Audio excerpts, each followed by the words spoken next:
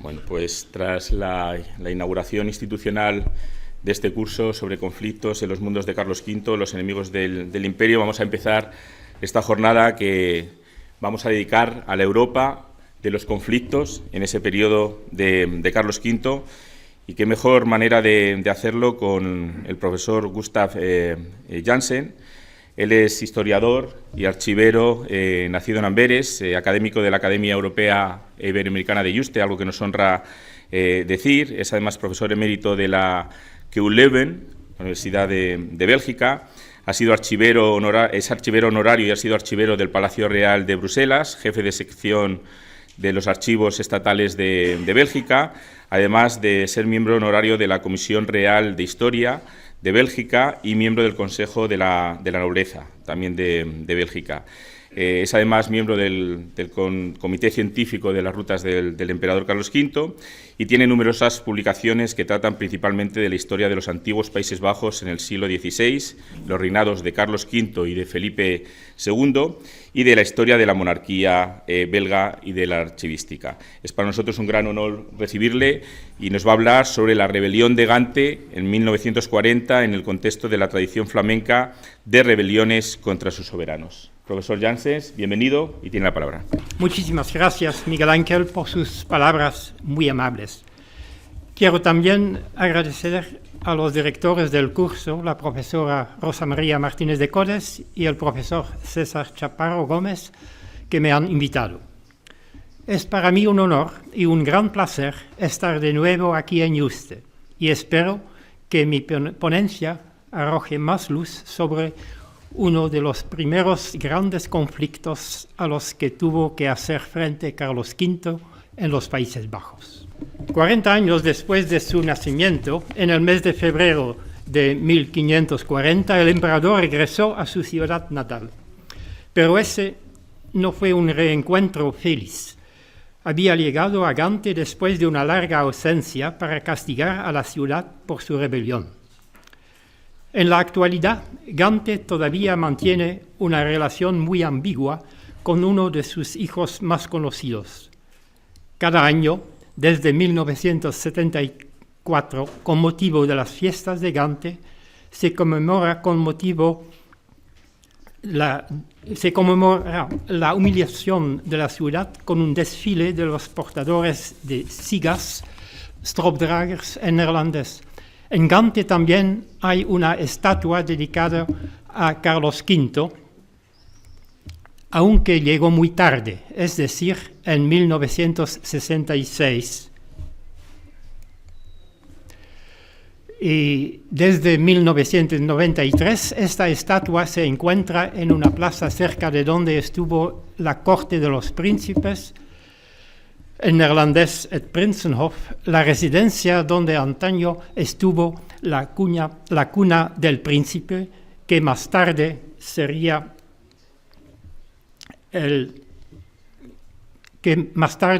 Carlos V. Sobre la revuelta de Gante y su castigo por parte de Carlos V se ha escrito mucho. Y además, en las últimas décadas, varios historiadores también han hecho nuevas investigaciones sobre este tema.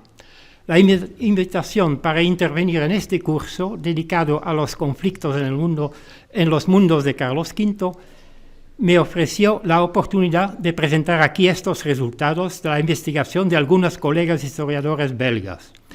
En primer lugar, quiero mencionar las publicaciones del doctor Johan de Cable, especialista de la historia de Gante, pero también las publicaciones de los profesores Wim Blokmans, de Hugo Solly, de Marc Bohne y de René Vermeer, y también del doctor Juan Dambrena, archivero del Archivo Estatal de Amberes.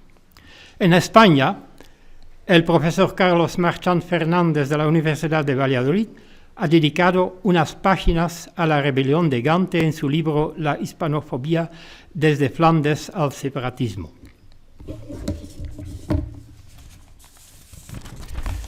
Teniendo en cuenta que la rebelión de Gante y su castigo por parte de Carlos V no fue un hecho aislado, este episodio de la historia de Gante se debe considerar en el contexto más amplio de la resistencia de ciudades al soberano. Esta resistencia se vio alimentada por una creciente centralización del gobierno de los territorios, así como por la evolución de las relaciones de autoridad feudal hacia un gobierno inspirado de un incipiente absolutismo principesco. El castigo de Gante causó una profunda impresión, no solo a sus contemporáneos.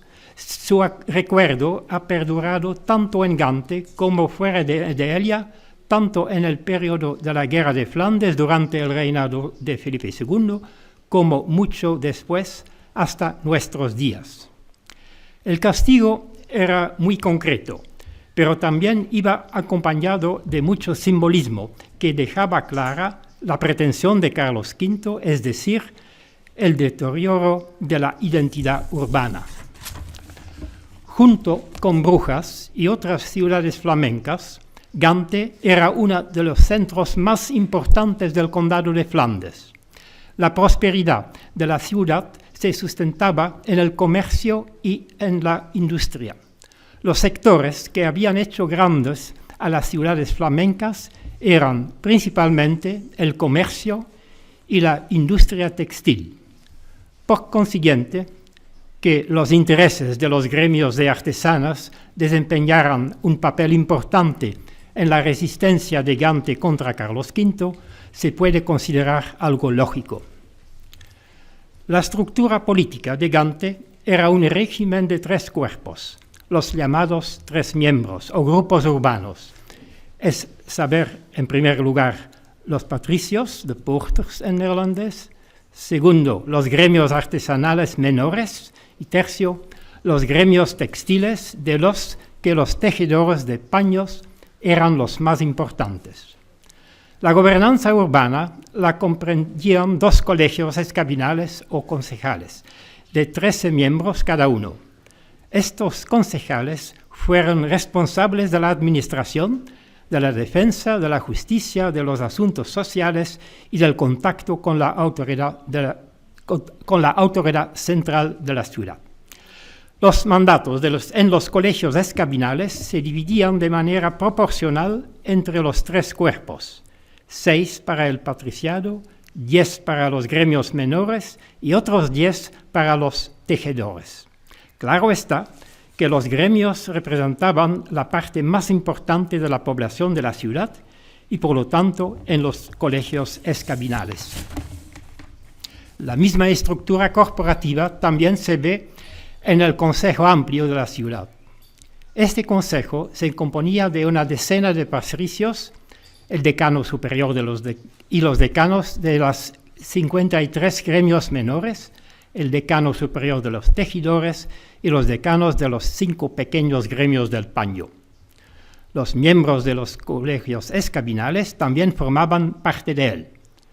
El dictamen del Consejo Amplio era obligatorio en materia de asuntos financieros y impuestos. La posición de las corporaciones, sobre todo la de los tejedores, era aún más fuerte en el Consejo que en los colegios escabinales. Este régimen corporativo era el fundamento de la administración de la ciudad. El conflicto de Gante con Carlos V estaba relacionado con la oposición a nuevos impuestos. No obstante, este conflicto no era ninguna novedad. El duque de Borgoña, Felipe el Bueno, exigió en 1447 un nuevo impuesto sobre la sal. Gante se negó a pagar y por esto, en 1453, el duque impuso a la ciudad la llamada Paz de Gavre. La ciudad tuvo que pagar una elevada multa como castigo por su resistencia y una delegación de sus habitantes se tuvo que presentar ante el duque para pedirle clemencia, todos ellos arrodillados y vestidos solo con sus camisas. Además, se redujo la influencia política de los gremios de artesanos municipales. Después de la inesperada muerte de Carlos el Temerario en 1477, su hija y sucesora, María de Borgoña, fue obligada por los representantes de los estados de las regiones conocidos como los estados generales a respetar los privilegios de la nobleza, del clero y de las ciudades, en una declaración solemne. Esa acción iba dirigida contra la política de centralización del soberano y dio lugar al establecimiento de una relación constitucional entre el soberano y sus súbditos que fue ratificada por María de Borgoña en el llamado Gran Privilegio. El emperador Maximiliano, desde 1482, viudo de María de Borgoña, actuó como regente de su hijo Felipe el Hermoso de 1488 a 1492. Durante este periodo se enfrentó a varias rebeliones urbanas en los antiguos Países Bajos. Gante también estuvo muy implicado en estas. En ejecución de la paz de Cadsand, la ciudad fue castigada por Maximiliano. Estas medidas punitivas fueron confirmadas por el joven Carlos de Habsburgo, el futuro Carlos V, en 1515. Después de una revuelta de los tejedores de Gante con una ordenanza llamada burlonamente la piel de ternero, et kalfsvel, por los ganteses. En la ordenanza, Carlos declaraba que no reconocía ningún privilegio de Gante que fuera anterior a 1492. El recurso a los privilegios fue un factor constante en la acción de la oposición contra los soberanos. Esto era así en el siglo XV, pero también se mantuvo en los siglos posteriores. Desde los primeros años de su reinado, Carlos V se enfrentó a revueltas protagonizadas por comunidades urbanas de casi todas partes de su imperio. En Castilla se produjo la revuelta de las comunidades que tuvo en parte un origen fiscal, pero en la que también intervinieron otros elementos. No voy a entrar en más detalles a este respecto, ya que no es el tema de mi ponencia. En este curso, la ponencia de Carlos Belloso Martín abordará la guerra de las comunidades de Castilla.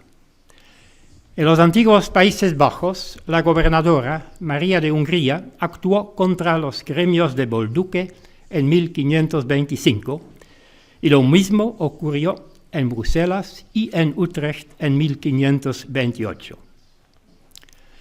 En 1521, Carlos V libró una primera guerra con Francia. Su victoria en Pavía y el posterior Tratado de Madrid consolidaron la supremacía del emperador sobre el rey francés. En el mar Mediterráneo, Carlos V intentó acabar con el poder. En el mar Mediterráneo, Carlos V intentó acabar con el poder de los turcos. No fue una lucha sin esfuerzo, pero en 1535 fue capaz de conquistar Túnez. Esa victoria contribuyó mucho a la imagen del emperador como defensor de la cristiandad occidental.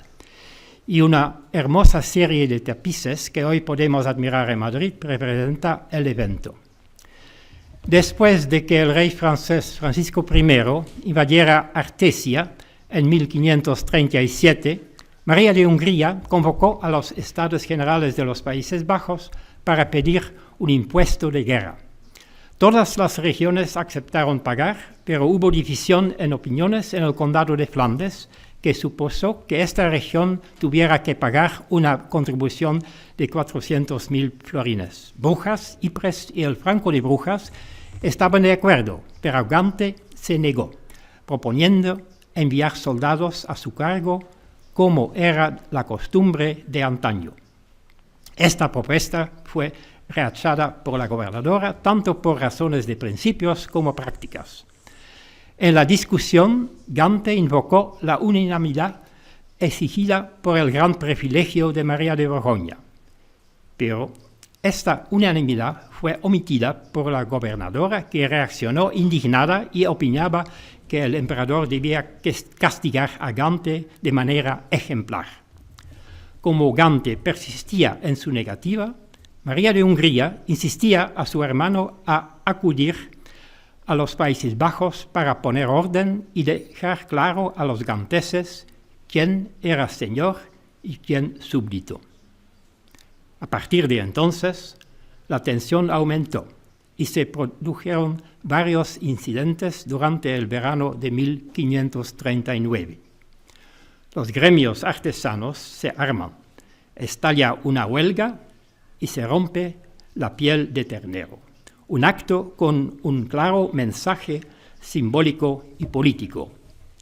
En ese momento, la gobernadora volvió a informar al emperador de la gravedad de la situación y le pidió que acudiera lo antes posible.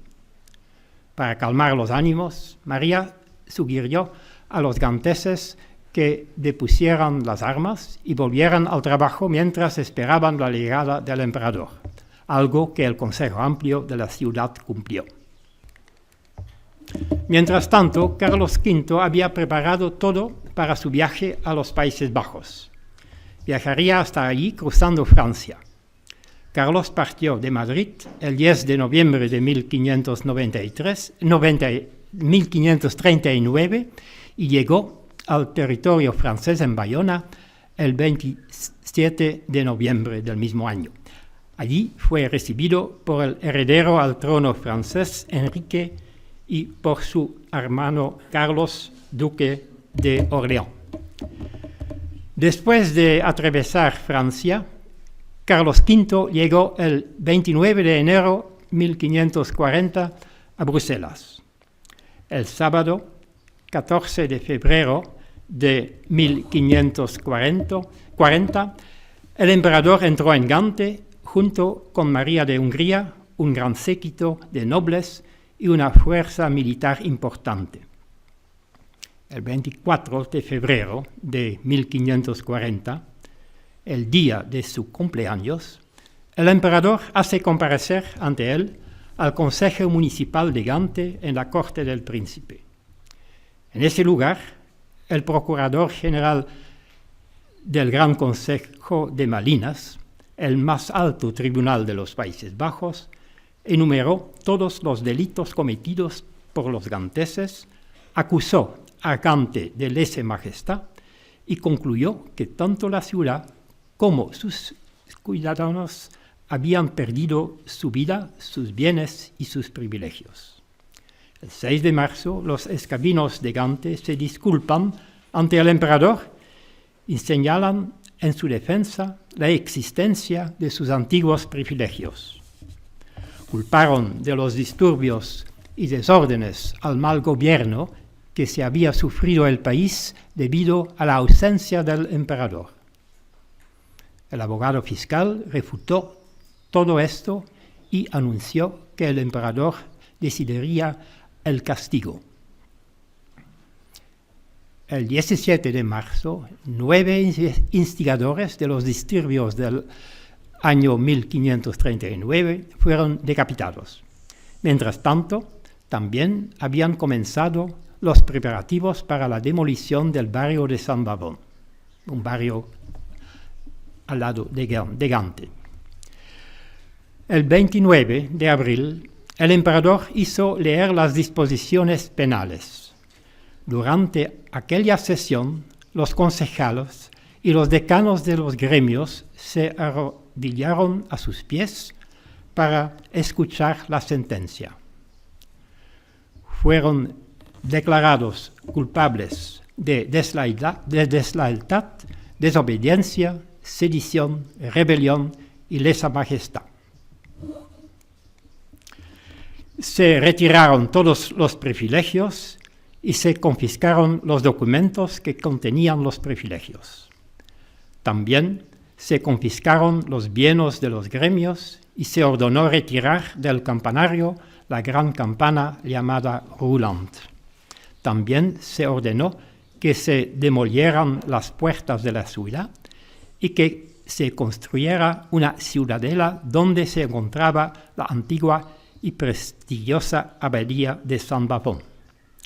Las medidas punitivas incluían su parte en la ayuda de 1537, una multa de 150.000 florinas y una renta anual de 6.000 florines, mientras que una renta de 3.300 florinas que el emperador tenía que pagar a la ciudad quedó suprimida. El 3 de mayo, los ganteses debían pedir públicamente clemencia al emperador. Ese mismo día salieron en procesión desde el ayuntamiento hasta la corte de los príncipes y a la cabeza los escabinos, 30 patricios notables y los decanos de los gremios mayores, todos descalzos, vestidos de una túnica negra. Les seguían 318 miembros de los pequeños gremios y 50 tejedores. Por último, la procesión la cerraban 50 artesanos del común. Ellos también iban descalzos, solo llevaban una camisa y una soga al cuello, señal de que había merecido la horca, de que su vida estaba en manos del emperador. En las semanas posteriores, Carlos V hizo ejecutar a varios líderes de la revuelta. En total, 25 ganteses tuvieron que pagar su rebeldía con la muerte. Además de los castigos, el emperador impuso a la ciudad una nueva normativa urbanística, la llamada Concesio Carolina del 30 de abril de 1540. Esta normativa preveía la creación de nuevos gremios de artesanos que ya no tenían poder político. Los decanos de estos gremios serían elegidos por un representante del monarca entre ciudadanos no pertenecientes a los gremios. Con la Concesio Carolina, el antiguo sistema de gobierno urbano dejó de existir y así se puso fin a la participación política de los gremios, es decir, de la mayoría de la población de Gante. Con todas estas medidas, Carlos V demostró que él era el amo y señor de Gante. El castigo de Gante se centró en la acusación de lesa majestad y en la sentencia del 30 de abril de 1540, el emperador se mostró como un monarca estricto, pero indulgente. Sin embargo, también rechazó cualquier invocación de privilegios y aumentó que la ciudad había manchado el honor de la gobernadora. Una vez establecida la culpabilidad de la ciudad, se impusieron medidas punitivas concretas. En primer lugar, se declararon extintos todos los antiguos privilegios y se ordenó que se entregaran todos los documentos originales de privilegios y también las copias de ellos. Confiscar y destruir total o parcialmente documentos de archivo era un acto altamente simbólico. De esta manera, el vencedor, en este caso Carlos V, se apoderó tanto de la memoria como del poder político del perdedor condenado. Las disposiciones punitivas para los gremios de artesanos fueron drásticas. Se confiscaron sus bienes muebles e inmuebles, la mayoría de sus archivos, mientras que el roulant, la campana de la ciudad, se retiró del campanario. Con la decisión de demoler el barrio de San Bavón, Carlos V puso en práctica un antiguo plan de su abuelo Carlos el Temerario. Que esto supusiera la desaparición de la centenaria abadía de San Bavón no supuso ningún problema para el emperador. El simbolismo de la destrucción y la afirmación de su soberanía sobre la ciudad mediante la talla de un castillo coercivo eran primordiales. Así se puede ver abajo el castillo que se construyó en el lugar de la antigua abadía de San Bavón. Por el último, estaba previsto que una delegación representativa de todos los estratos de la población acudiera a pedir clemencia. El 3 de mayo de 1540, el pueblo de Gante tuvo que presentarse ante el emperador para pedir clemencia. Si Carlos el Temerario había organizado este ritual en Bruselas, Carlos V quiso que la penitencia pública se produjera en la propia Gante. Con este ceremonial, el emperador demostraba que él y nadie más controlaba el espacio urbano. Al mismo tiempo, también prohibió una serie de manifestaciones colectivas urbanas, como la procesión de los artesanos y la procesión de los tejedores en ejemplar.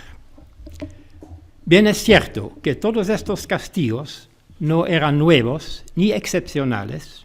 El emperador y sus consejeros juristas reflejaron la respuesta de monarcas anteriores en circunstancias similares.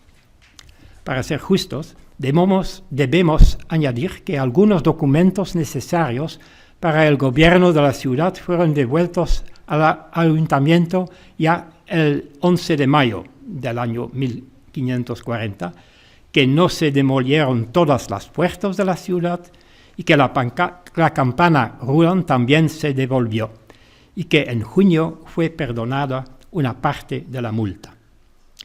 Las disposiciones penales para Gante fueron firmemente apoyadas por los juristas y en particular por Lodewijk van Schoor, un eminente jurista de la época. El nuevo régimen para Gante, la llamada concesión, significa concesión y hace referencia al derecho de gracia que permitía al monarca determinar cómo sería el futuro de los agraciados.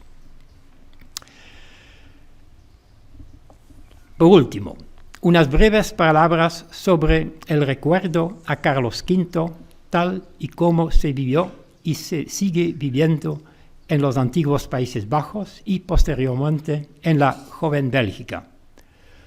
Durante el siglo XIX, cuando la defensa de las viejas libertades, como se decía, en las que se dice que se basó el moderno Estado liberal belga, suscitó un gran interés y hubo mucho interés por la figura y la época de Carlos V.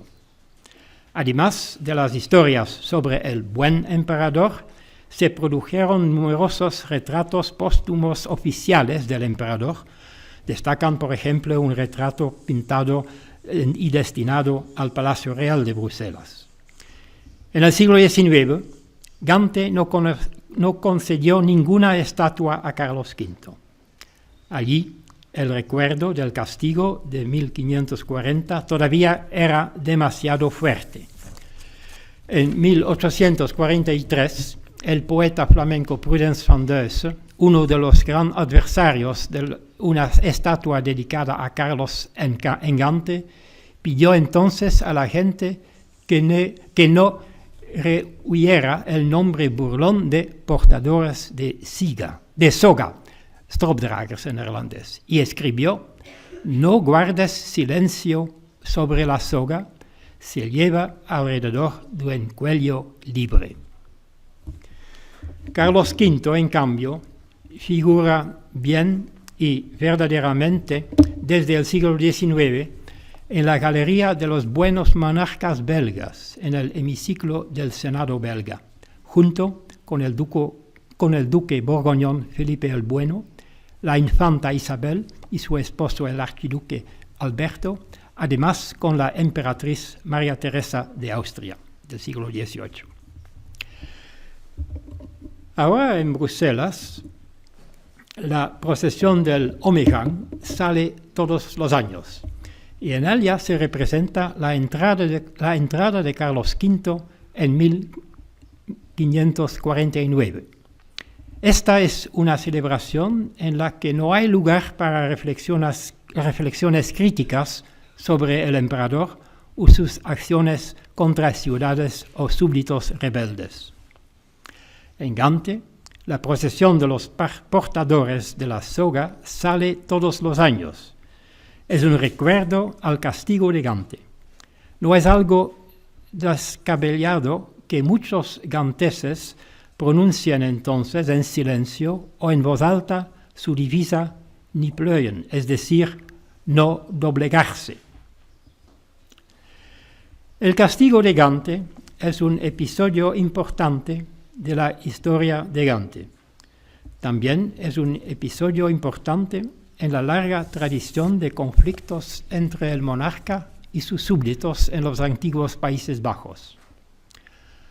A la luz de la historia posterior de la guerra en Flandes en tiempos de Felipe II, el conflicto entre Gante y Carlos V es un preludio de lo que luego se puso de manifiesto con toda claridad.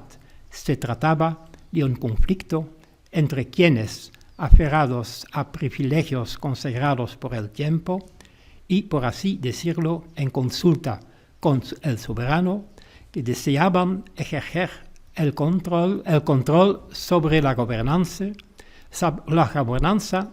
por un lado y por otro lado una monarquía moderna que no quería ser puesto bajo tutela. Visto desde esta perspectiva, el castigo de Gante en 1540 es una clara ilustración del deseo de la monarquía de acabar con lo que consideraba identidades y tradiciones locales demasiado fuertes. A los ojos del emperador y de sus asesores jurídicos, Gante era culpable de lesa majestad y esto se castigaba con el castigo más severo que debía llevarse a cabo con los actos simbólicos correspondientes, tanto para los individuos como para las comunidades. Es tiempo para terminar, me parece, y lo haré con dos citas. La primera es un poema del poeta flamenco Anton van Wilderode y procede de su obra El árbol de las mariposas. En él, el viejo emperador repasa en Yuste su vida y reflexiona, entre otras cosas, sobre lo ocurrido en Gante en 1540. Cito los versos con la traducción de José Luis Reina Palazón. La vieja tristeza que en las piedras hay de Prinsenhof, los muros de la fortaleza, me sobrecogió esta noche por sorpresa. Cuando volvía del triste cabalgar por ahí, en una ciudad sorda. Toco la lista de los amotinadores ya condenados, como un ciego con los dedos estirados. La sangre está ahí como hielo a la vista. Era casi noche en la sala de jueces en la que la justa sentencia se dio. Pena de muerte en mi nombre exigió, contra los 26 veces. Es esta la imagen que podemos tener del viejo Carlos V, un monarca agotado aquí en Yuste, rodeado de recuerdos de sus antepasados y de los antiguos Países Bajos, buscando el descanso y la paz y contemplando de vez en cuando los días buenos y malos de su vida, y a veces el remordimiento por todo lo que ha pasado. O es una idea demasiado romántica y complaciente que Carlos V haya hecho un balance de su vida frente a la muerte. Como historiador, me gustaría advertir contra esta visión. En cuanto a Carlos V, pienso a las instrucciones que dio a su hijo Felipe en 1543. De ahí esta segunda cita. Y así, hijo, es necesario que os esforzáis y os encomendáis a Dios para que Él os favorezca, de manera que podáis servir en ello y juntamente ganar honra y fama perpetua. Y a mi vejez me deis tal reposo y contentamiento que yo tenga mucha causa de dar gracias a Dios de haberme padre de tal hijo. Para este efecto, y así continúa el emperador, ojo antes todas cosas habéis menester determinados en dos cosas.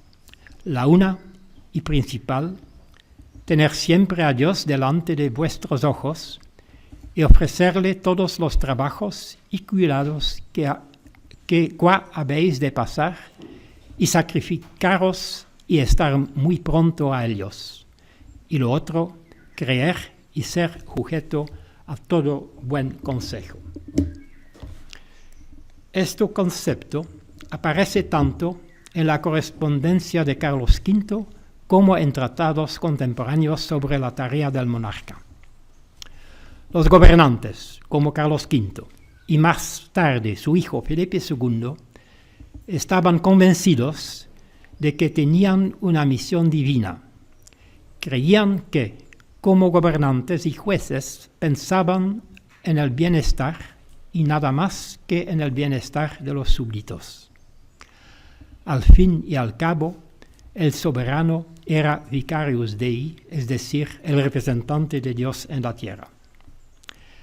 En los siglos XV y sobre todo en el siglo XVI, surgió un conflicto entre los que seguían defendiendo los privilegios feudales y los partidarios de una forma moderna de gobierno en la que la monarquía no quería estar bajo la tutela de grupos que determinaban la política y el prestigio de una ciudad o de un condado o ducado, por ejemplo, en la ciudad los gremios artesanales de Gante.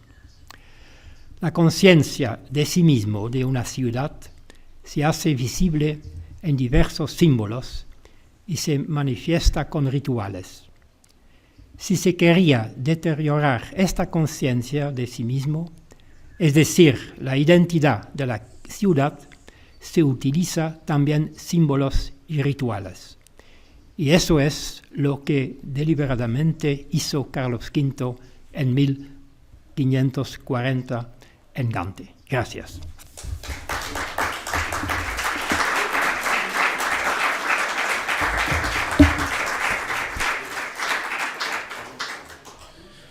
Muchísimas gracias, profesor, por su magnífica intervención, que creemos que es un magnífico comienzo de este curso de verano, y también por haber acotado su intervención al tiempo establecido, lo cual nos permite también ganar tiempo también para las preguntas. Es el momento de las preguntas y ya veo alguna mano levantada. Os invito también a los alumnos a aprovechar esta ocasión para hacer vuestras preguntas, así como a aquellos que nos estéis siguiendo online, que nos podéis hacer llegar las preguntas a través del chat, tanto de YouTube como del canal del curso, y mi compañera Guadalupe, que está ahí online, me las hará llegar por teléfono y yo la hago llegar al ponente.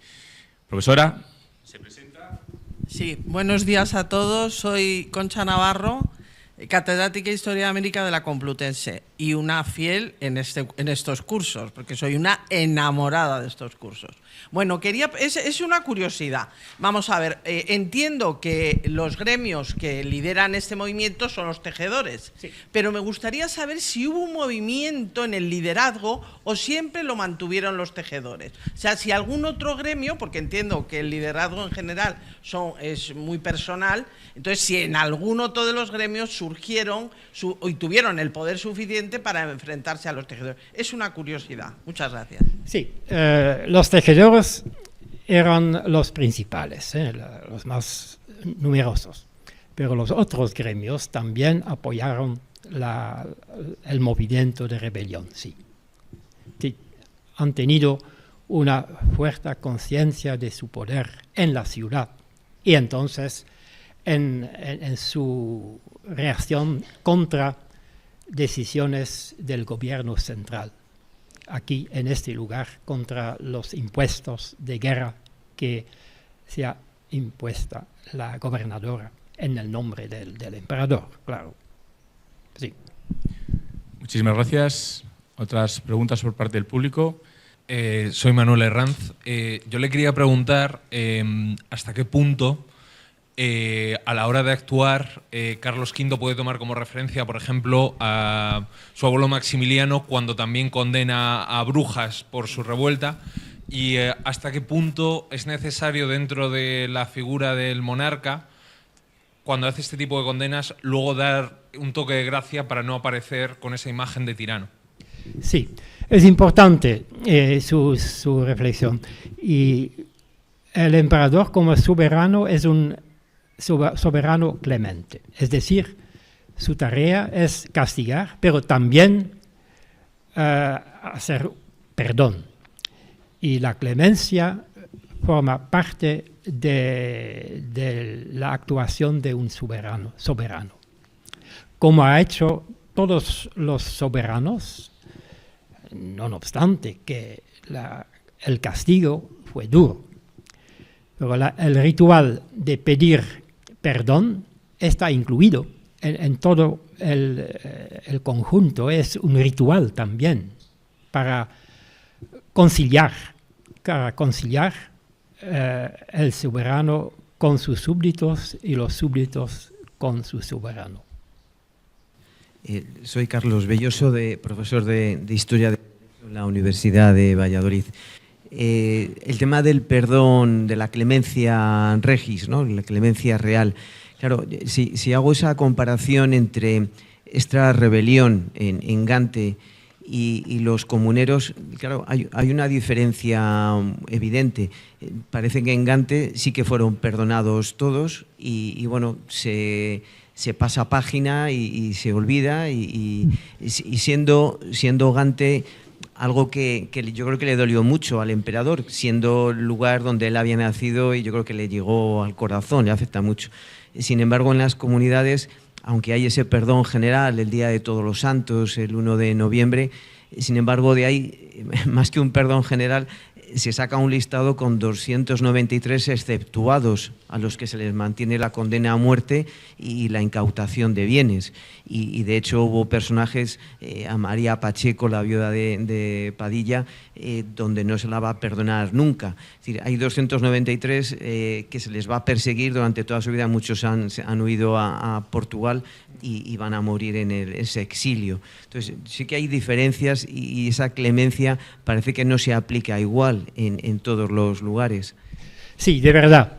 Y el castigo de Gante había penas de muerte, pero también el perdón fue un perdón general, pero en la memoria de la ciudad el castigo ha persistido hasta ahora, y sobre todo en el siglo XVI,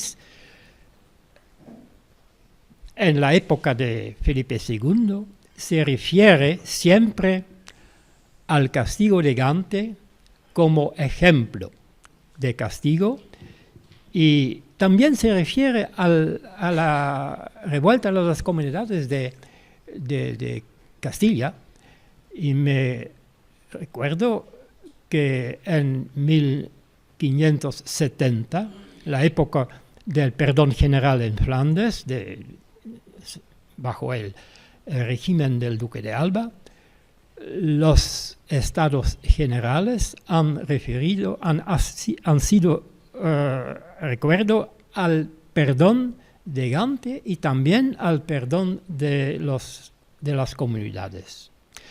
Es decir, que el tamaño de la revuelta en Castilla fue más grande, me parece. Y fue un ataque contra el nuevo soberano, que fue considerado, si me puedo decir así, como un extranjero, con consejeros flamencos. Y unas de las preguntas de los castellanos fue de implicar también castellanos en el gobierno, me parece. De este lado, la revuelta de Gante fue una revuelta contra impuestos, pero también un recuerdo a los antiguos privilegios. Y fue una cosa que es un constante. Y claro está que en la revuelta de las comunidades también se reclamaba las fueras y los privilegios. Pero el tamaño, me parece, fue diferente. En Gante es el poder de los gremios que está en lucha contra el poder central, pero en Castilla es más amplio. La rebelión fue más amplia, me parece. Gracias. Muchas gracias. Tenemos otra pregunta por aquí, por parte del profesor Chaparro. César Chaparro, de la Universidad de Extremadura. Te felicito, en primer lugar, en fin, por la claridad de tu intervención. Y claro, los que somos de filología clásica no nos podemos desprender de nuestra especialidad y claro, estos son clichés, o sea, la actitud que tiene que tener el emperador y el monarca, en este caso, es la misma que ya propugnaba Séneca en su De Clementia. Por una parte tiene que defender el orden, el orden tiene que defenderlo con toda rotundidad, con crueldad incluso, pero por otra parte tiene que ejercer la clemencia. O sea, son los dos brazos, ¿verdad?, que ya desde la época clásica era el retrato o cliché que tenía que tener un monarca o un emperador. Sí. Duro en la aplicación del estatus, pero también clemente con aquellos que no lo han cumplido. Es una apreciación únicamente. Sí. Es muy importante y es el hilo conductor de la actitud y de todo el régimen de los monarcas, sobre todo Carlos V y después Felipe II también, y también de sus gobernadores generales en Flandes. Y el corriente humanística y la gente de esa época, los intelectuales, conocían Y Séneca fue muy importante para el pensamiento político de los líderes. Gracias. Tenemos otra pregunta por aquí, por parte de uno de los alumnos. Hola, ¿qué tal? Buenos días. Soy Francisco Amor, ya me doctoré en Historia, me interesa mucho la ponencia, no suele haber espacio para tratar otros horizontes geográficos fuera de la península ibérica y esta es una buena oportunidad. Comparándolo con la revuelta de las comunidades veo muchas diferencias en el alcance geográfico. La de las comunidades afectó a un área muy extensa, mientras que esta es una ciudad. Pero a mí esto me llama la atención, porque de la misma manera que podían tener motivaciones para desobedecer al emperador en Gante, porque esos mismos gremios en otras ciudades de Flandes no actuaron de la misma forma, o por qué no siguieron ese ejemplo, por qué no se extiende la rebelión. Quiero decir que al fin y al cabo en Brujas también hay un gremio textil fuerte y también en Amberes. Podría haberse extendido. Sí. Simplemente esta cosa lo que quiero preguntar. Sí. En los años 20, 28, hubo revueltas en Brabante, es decir, en Amberes, en Bolduque y en Bruselas.